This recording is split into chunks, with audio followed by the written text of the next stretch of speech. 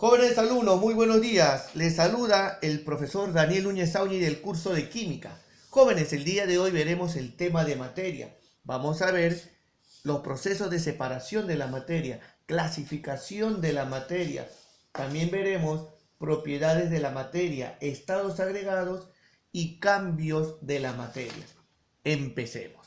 Conceptos básicos. Primero con el concepto de materia. Materia es todo aquello que ocupa un lugar en el espacio. Se encuentra en constante movimiento y transformación mediante fenómenos físicos y químicos independientes a nuestros sentidos.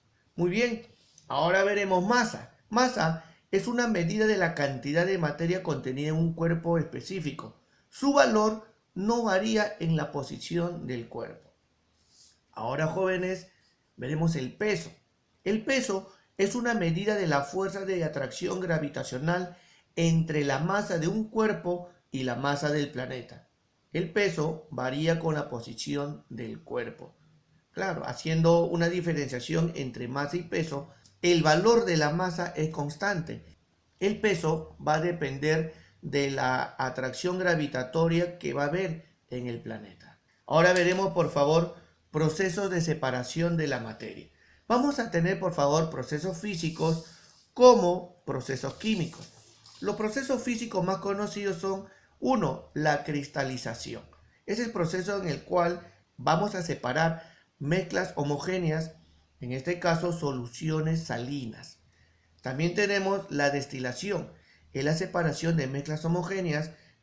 Generalmente se trabaja en soluciones líquidas. Un ejemplo, la destilación del alcohol en el agua. Listo. Veremos también la decantación, es la separación de sólidos de líquidos y líquidos no miscibles. La centrifugación es la separación de sólidos de líquidos o líquidos de diferentes densidades, haciendo girar la mezcla. La tamización es la separación de mezclas heterogéneas sólidas, ejemplo, la arena fina y la arena gruesa. La filtración es la separación de mezclas heterogéneas sólidas en líquido, ejemplo, harina en agua. Bueno, otro ejemplo sería, hacemos pasar el café. Tenemos la cromatografía, pero en este caso estamos poniendo la cromatografía de columna. Consiste en agregar una sustancia absorbente a una mezcla y luego un disolvente para obtener una de las sustancias puras. En los procesos químicos tenemos ahí la pirólisis, ahí está, proceso químico, la pirólisis, y la electrólisis, la electricidad. ¿Ya, jóvenes?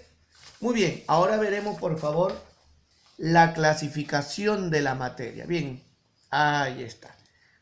Señores, para la clasificación de la materia la vamos a clasificar en sustancia pura, ahí lo ven, sustancia pura, y también lo vamos a clasificar en una mezcla.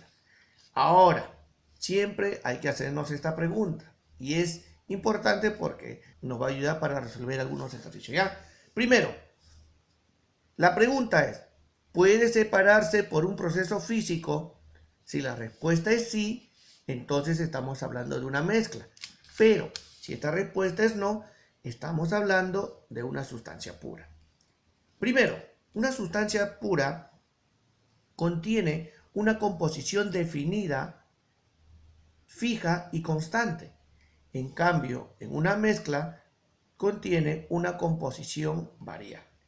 Ahora vayamos a ver sustancia pura. Ahí está. Ahora, con respecto a la sustancia pura, nos podemos hacer la siguiente pregunta. ¿Puede descomponerse por un proceso químico? Entonces, si la respuesta es no, estamos hablando de un elemento químico. Pero, si la respuesta es sí, estamos hablando de un compuesto. Bien, un elemento está formado por un solo tipo de átomo. Tenemos acá a los metales y a los no metales. Los metales tenemos como ejemplo al aluminio, al hierro, al calcio, al magnesio, al oro, a la plata y al potasio. Como no metales tenemos al oxígeno. Jóvenes, este también es un elemento. El oxígeno en estado libre se encuentra en su forma molecular, ¿ya? Es decir, O2. Tenemos al oxígeno, al ozono, al cloro, al hidrógeno, al nitrógeno y al azufre.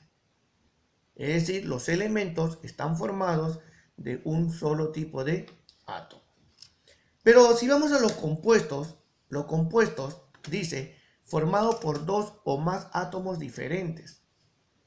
¿Ya? Vamos a tener ahí un compuesto iónico como también un compuesto covalente. Un compuesto iónico está unido por una atracción electrostática entre un catión y un anión.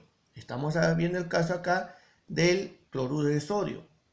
El sodio generalmente suele perder sus electrones, por eso se le pone el signo más. Y el cloro tiende a ganar electrones, en este caso un electrón. Entonces, la unión de un catión y un anión, eso viene a ser un compuesto iónico, ¿ya? Por otro lado, un compuesto covalente se une mediante compartición de electrones.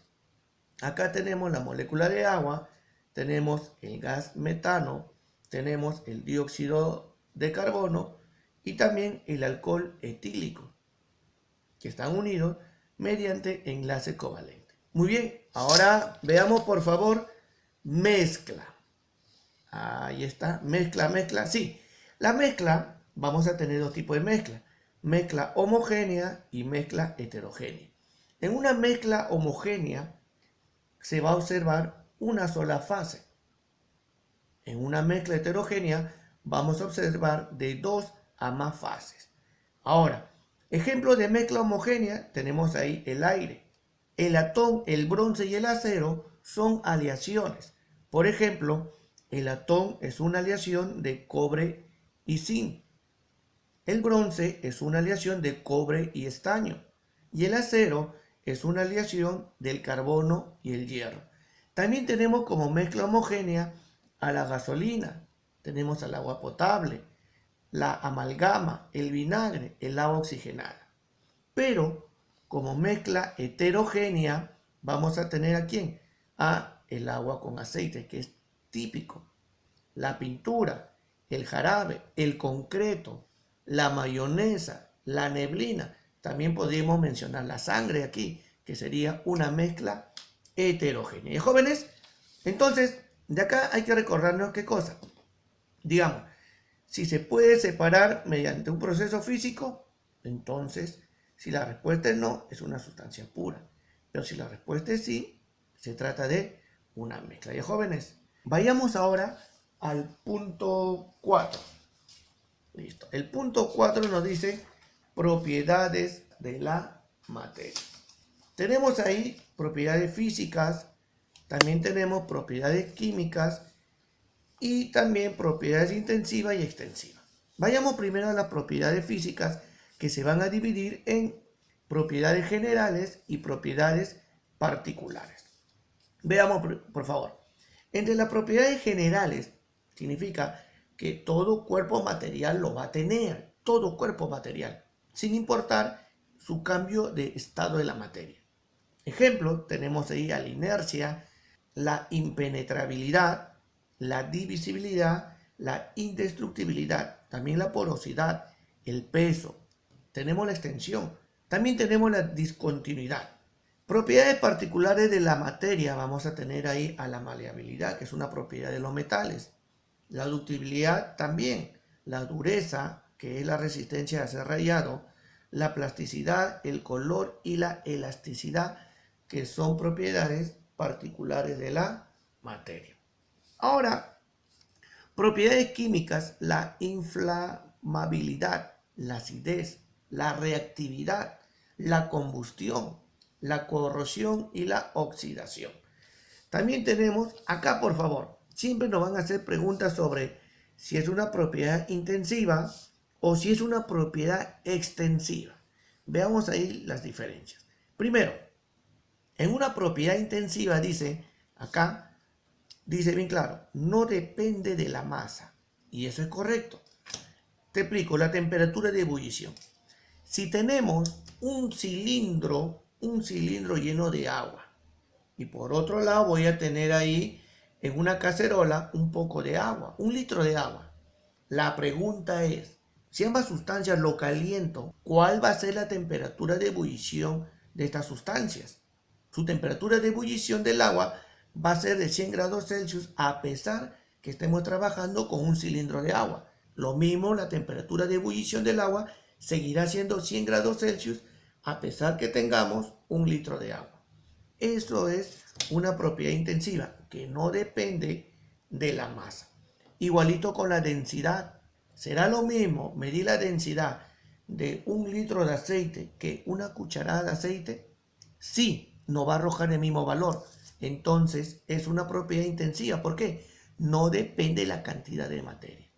Igualito la electronegatividad. Y eso lo vamos a ver en tabla periódica. El color, el olor y el sabor también es una propiedad intensiva. Ahora, en una propiedad extensiva dice, sí depende de la masa. Ejemplo, el área. En una circunferencia, ¿de qué va a depender el área de la circunferencia? Correcto, de su radio. Si aumentamos este radio, vamos a tener una circunferencia mayor, ¿sí o no? Lo mismo ocurre con el volumen. El volumen de un prisma se determina calculando el área de la base por la altura. Este volumen va a cambiar si aumentamos la altura o si aumentamos el área de la superficie. Muy bien. Lo mismo va a ocurrir con el peso. Recuerda que el peso se calcula multiplicando la masa que tiene un cuerpo por la aceleración gravitatoria de un planeta. A mayor masa, mayor peso. Igualito ocurre con la energía, la presión y el calor de intercambio. ¿Ya, jóvenes? Muy bien. Vayamos ahora al punto número 5. Ahí está. Dice estados agregados de la materia. Vamos a tener los tres estados agregados de la materia que son el sólido, el líquido y el gaseoso, que son los más abundantes en el planeta Tierra. Los sólidos se caracterizan porque van a tener una forma y un volumen definido. Los líquidos van a adquirir la forma de recipiente que lo contiene. Su volumen va a ser definido. En cambio, los gases no tienen forma ni volumen definido. Vamos a tener ahí, por favor, dos fuerzas características en cada uno de ellos. La fuerza de atracción que hay entre sus moléculas como la fuerza de repulsión. En un sólido se caracteriza porque la fuerza de atracción, también denominada cohesión, es mayor que la fuerza de repulsión. En cambio, en los líquidos, la fuerza de atracción y de repulsión son iguales. Es por eso que adquiere la forma de recipiente que lo contiene. En cambio, en los gases, la fuerza de atracción es menor que la fuerza de repulsión. Listo. Listo, jóvenes. Ahora, vayamos acá al cambio de estado de la materia. Cuando un cuerpo está en estado sólido y cambia a estado líquido, a ese proceso físico se le denomina fusión. Fusión. Cuando la materia está en estado líquido y cambia a estado de gaseoso, a eso se le denomina vaporización. Vaporización. ¿Ya? Vaporización o también evaporación. ¿Ya? Ahora, cuando un cuerpo está en estado gaseoso y cambia a estado líquido, a eso se le denomina licuación. Licuación o condensación.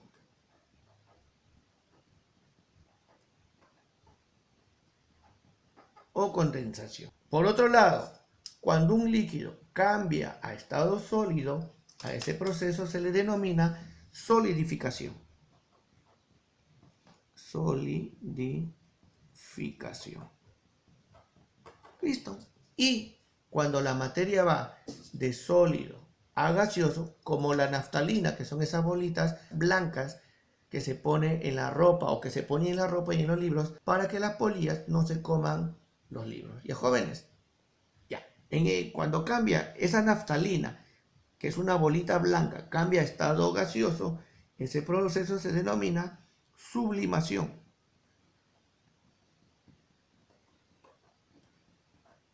sublimación, ¿ya? Y cuando cambia de gaseoso a sólido, eso se le denomina sublimación inversa. Sublimación inversa. Ahora, jóvenes, ya para terminar ya, veamos por favor los cambios de la materia. Vamos a tener ahí un cambio físico. Un cambio físico se va a dar cuando va a cambiar solo el estado de la materia. Quiere decir que molecularmente el agua, primero estaba en estado gaseoso, cambia por enfriamiento a estado sólido. Solo está cambiando el estado de la materia, pero molecularmente sigue siendo el mismo. En cambio, si tenemos acá el cambio químico, aquí estamos alterando la estructura molecular. ¿Sí o no? Al inicio era agua. Por un proceso de electrólisis podemos obtener agua y oxígeno, ¿ya? Mediante un proceso químico podemos descomponer la molécula de agua en sus dos sustancias elementales. Un cambio nuclear se da cuando los nucleones de un átomo cambian de forma natural o inducida para formar nuevos elementos químicos. En este proceso se va a liberar gran cantidad de energía. Ahora, este proceso se puede realizar mediante una fisión o una fusión nuclear.